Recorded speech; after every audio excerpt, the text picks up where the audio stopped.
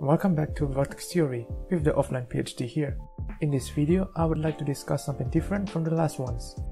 My last few videos are all about small form factor PC, but in the meantime, I noticed that I had missed something when looking into the specification of my motherboard, the MSI B450i Gaming Plus AC.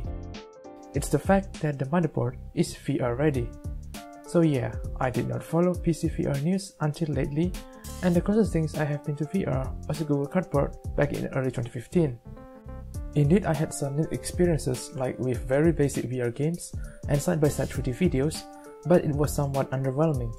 So fast forward in time, I became interested again in finding out how the PC VR is doing lately, only to find that the internet is still debating whether VR is thriving or if it is dying.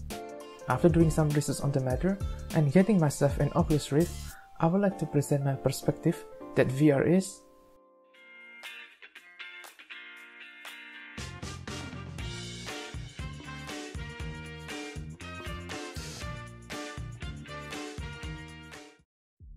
Many of you may have learned that virtual reality is not a new concept. Mankind is always in the search for total immersion of our senses to do things that otherwise impossible. Let's begin with our vision, because seeing is believing.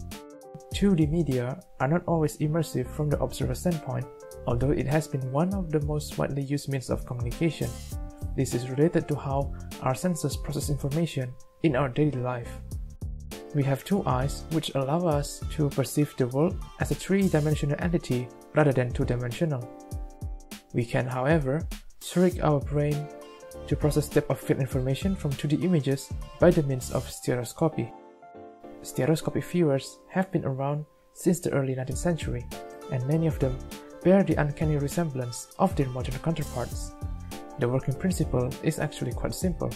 You let your eyes see two separate images, each of them taken with slight offset, to account for your eye-to-eye separation, which is also known as the interpupillary distance or IPD.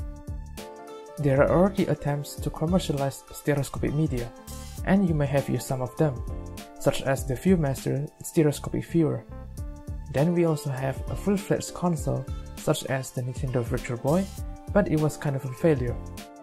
Stereoscopic movies also followed suit with the introduction of 3D cinema, 3D TVs, and lesser-known products like NVIDIA 3D Vision. However, people always want to experiment and to do more instead of being bounded in front of a screen. Thanks to the rapid improvement and miniaturization in multi-degree of freedom sensors, head tracking becomes affordable over time, and consumer devices using these technologies started to appear. As smartphones were becoming mainstream, in 2010, Hasbro released a stereoscopic viewer called My 3D, which can be used with iPhone and iPod Touch. Looks familiar? Well, Google also followed with the Google Cardboard in an attempt to make mobile VR more accessible to the mass. Mobile VR is quite affordable, but it also lacks the horsepower for more resource-intensive applications, unlike the PC. PC VR has been around for a while, but never really took off. One of the few devices to reach commercial market was the VFX1 headgear, which roughly costs around €900 today. The VFX1 is a 3 degrees of freedom headset that came with dual built-in screen and headsets, and also a 3 degree of freedom controller. It was a groundbreaking gaming peripheral back then, but the market simply did not find a real interest in VR gaming yet. Then skipping in time, PC gaming becomes more common, and the market may just be right to initiate another resurgence of PC VR ecosystem. Oculus announced the Rift through a Kickstarter campaign back in 2012, resulting in the first dev kit to be released in the same year and followed by a second revision in 2014. The dev kits received high praise, especially for the inclusion of large field of view, low latency head tracking, and relatively high image quality. Oculus finally released the first consumer version of the Rift back in 2016, but even the Rift was not alone by then. The Vive, developed by HTC and Valve, was released a few months later, and in the subsequent year, the Windows Mixed Reality platform was released with several models manufactured by various OEMs. Could the release of these first-gen headsets marked the renaissance of PC VR. When both Rift and Vive entered the market, well, they were met with mixed reception. This new gadget certainly impressed tech reviewers as well as early adopters. However, some were outraged by the entry barriers, such as the headset cost and the system requirement. The Vive was released with 2 base stations and a pair of wireless tracking controllers for €899, while the Rift was released with a tracking sensor, an Xbox One controller, and an Oculus remote for $699. Oculus later also launched the Rift Touch controllers with another tracking sensor for additional €239. To put into perspective, both the Vive and the Rift with touch controllers costed as much as a decent gaming PC back then. Of course, it is also reasonable to ask, does the cost justify the capabilities offered by the headsets? While looking into the trends in the past, every time a new piece of technology is launched, the price is often inflated compared to when it has become mainstream. However, to become mainstream, the technology would have to be well accepted by the masses.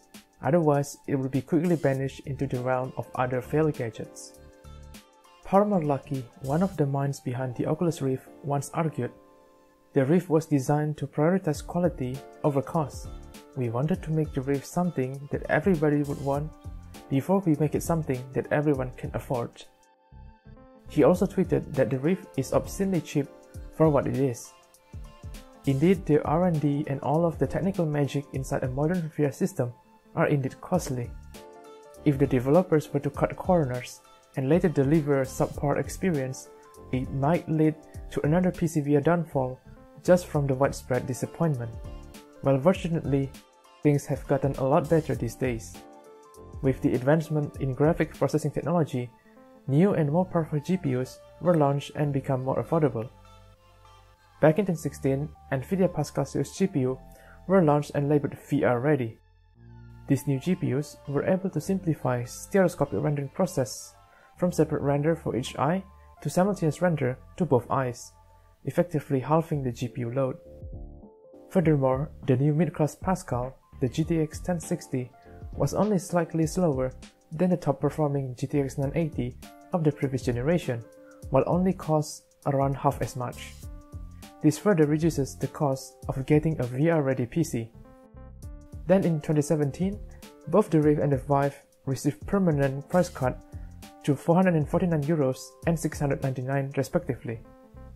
The Rift even got a better deal, as the newer bundle already includes 2 sensors as well as the touch controllers. The question remains though, how has the VR market changed over the past 3 years? Since sales figures for the VR products are rarely released publicly, we can only rely on third-party information. This is a sales trend provided by Statista, and it also includes the estimated numbers in 2018. One thing is clear from this trend, the market appears to be growing steadily. The leader of the pack is Sony with its PSVR headset. Back in August 2018, Sony also announced that the PSVR has passed the 3 million mark, and the following graph shows continuous increase in PSVR sales throughout the year. Following the PSVR is Facebook, which I assume to include the Rift, the Oculus Go, and the Gear VR. Next we have the HTC with their Vive and Vive Pro, and in the last place is Microsoft with all of the mixed reality headsets. For the rest, I assume that this figure includes the mobile VR market, where we have quite a number of Google Cardboard clones.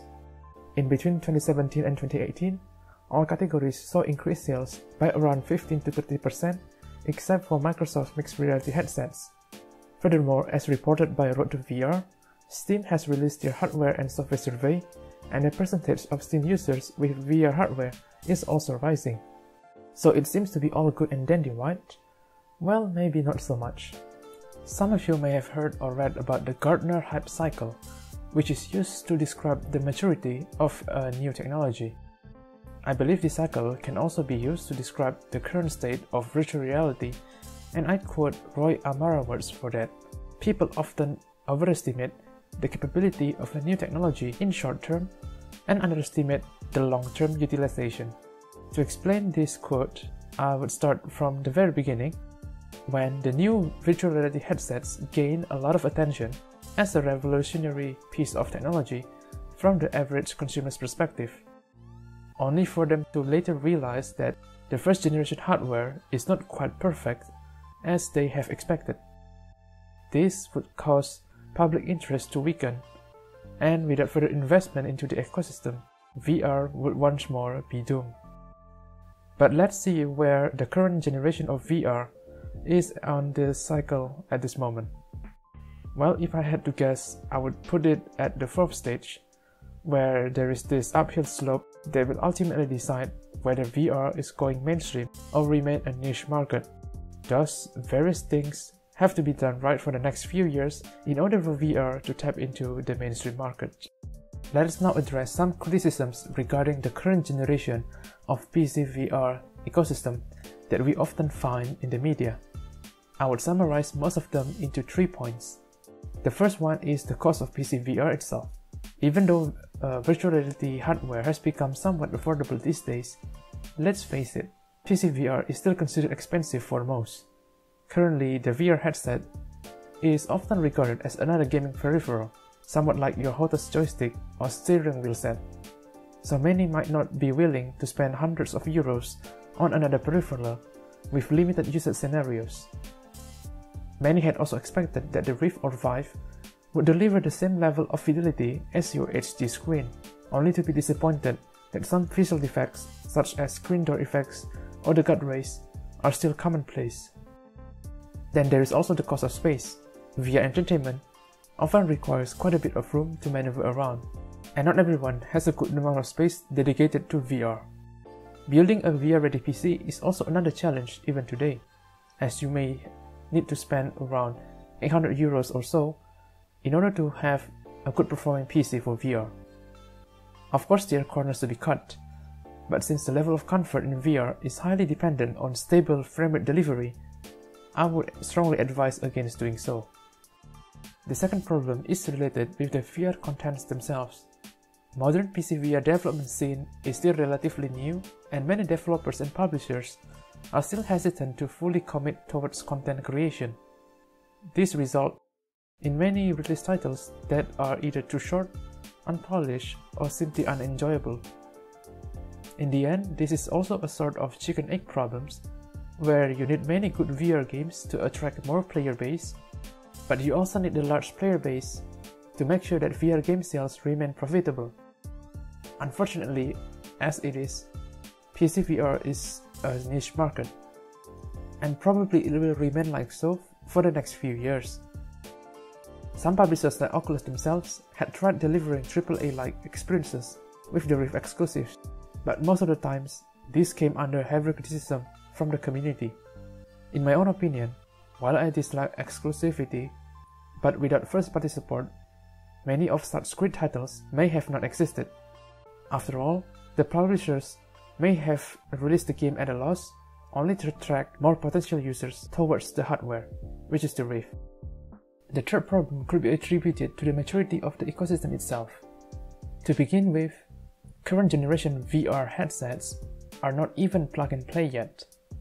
In fact, most of the time, you will need to go through a pretty lengthy setup procedure before you can even start using the device. This is also why I would argue that the headsets themselves are more like gaming consoles that run on PC. The setup procedure is also very different when comparing the Vive and the Rift. For the Vive, you need to install the sensors somewhere high, and they also need to be powered to a nearby socket. Then from the headset itself, there is a cable that runs into a control box that will be connected to your PC. Meanwhile, for the Rift, you would need at least 3 free USB 3.0 ports on your PC, 2 for the sensors and 1 for the headset itself. However, you would need a third sensor to provide a reliable 360-degree tracking. The controller scheme for both the Vive and the Rift is also completely different, and sometimes developers may not be fully aware of this, if for instance they only have access to a particular VR hardware. This may result in some confusion among users, such as when players have to grab items.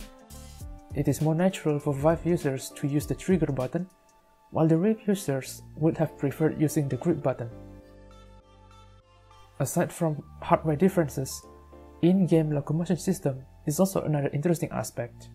There are several locomotion systems adopted in VR games these days, such as teleportation versus the free movement, snap turning versus smooth turning, and many more. But because locomotion is a subjective experience of the user, it would be very difficult for developers to agree on a certain standard, such as the WASD movement key that is common for first-person shooter games, for example. In the end, developers would need to spend more resources into considering additional options to accommodate the comfort tolerance of individual users. So what can be done to address these issues? Well, as you have seen, these issues are quite complex and there will be no simple solutions to all of them. But at least, here are some items that I think would work. Firstly, the cost of PC VR, in my opinion, is the least to be concerned with. VR is expensive at the moment because the current generation is still relatively new, with countless hours of R&D has been delivered in order to provide the best experience to the users. Over time, mass production would greatly reduce the hardware costs, allowing the headsets to reach the hands of mainstream users.